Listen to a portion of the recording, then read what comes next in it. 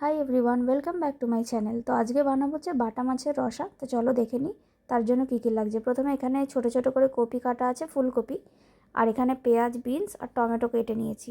আর এখানে বাটা মাছে আমি প্রথমে নুন আর হলুদ মাখিয়ে নেব।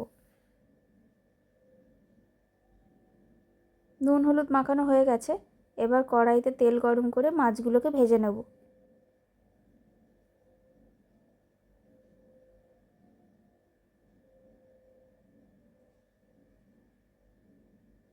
মাছগুলো এপিট ওপিট করে একটু লাল করে ভেজে নেব।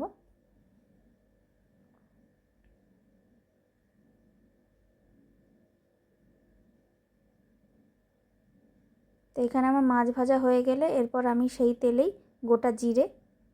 গোটা জিরে দিয়ে এবার আমি একটু ভালো করে জিরেটা হয়ে গেলে তখন দিয়ে দেবো পেঁয়াজ কেটে রেখেছিলাম সেটা।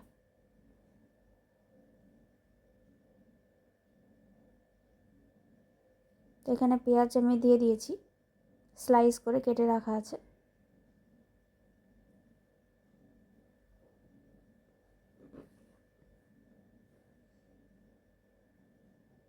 এরপর আমি দিয়ে দেবো পরিমাণ মতো নুন,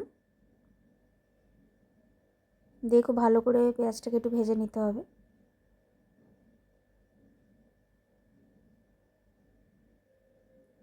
এবার এখানে হালকা করে পেঁয়াজ ভাজা হয়ে গেলে এবার আমি দিয়ে দিলাম হচ্ছে ছোটো ছোটো করে কেটে রাখা ফুলকপি।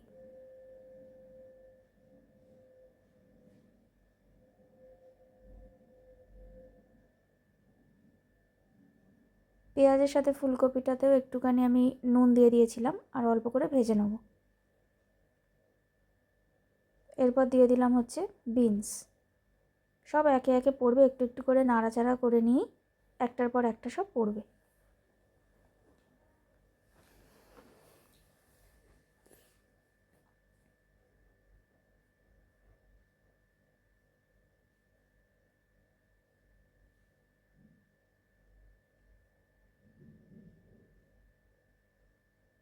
এরপরে পড়ে যাবে হচ্ছে টমেটো।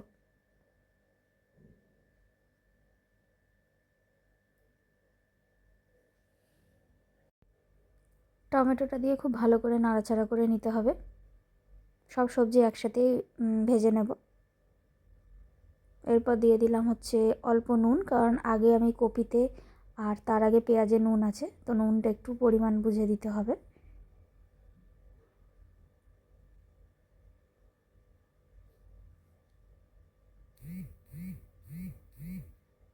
এরপর আমি দিয়ে দিলাম হচ্ছে হলুদ গুঁড়ো।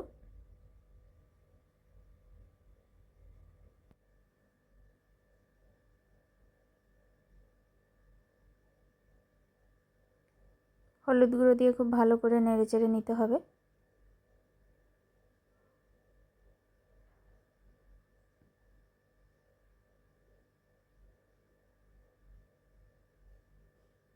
এরপর দিয়ে দিলাম হচ্ছে জিরে গুঁড়ো, লঙ্কা গুঁড়ো আর হচ্ছে চিনি, দিয়ে ভালো করে নেড়ে চেড়ে নেব।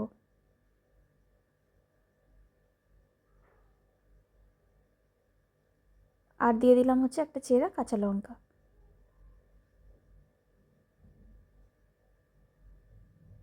এরপর দিয়ে দেবো হচ্ছে একটু জল, দিয়ে ভালো করে মশলাটা কষিয়ে নিতে হবে।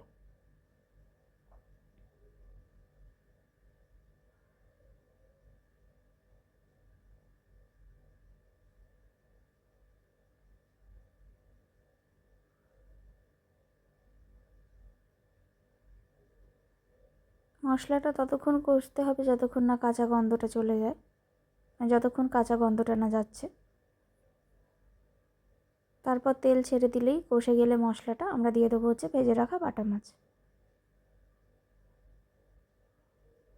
বাটা মাছগুলো দিয়ে খুব ভালো করে নেড়ে চেড়ে একটু সামান্য জল দিয়ে চাপা দিয়ে দেবো বেশ কিছুক্ষণ, যতক্ষণ না পুরো আনাজগুলো আমার সিদ্ধ হয়ে যাচ্ছে। আর জিনিসটা রসা হবে, তা একটু গ্রেভিটা থাকবে একটু।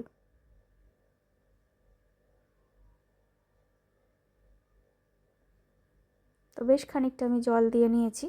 এরপর আমি চাপা দিয়ে দেবো।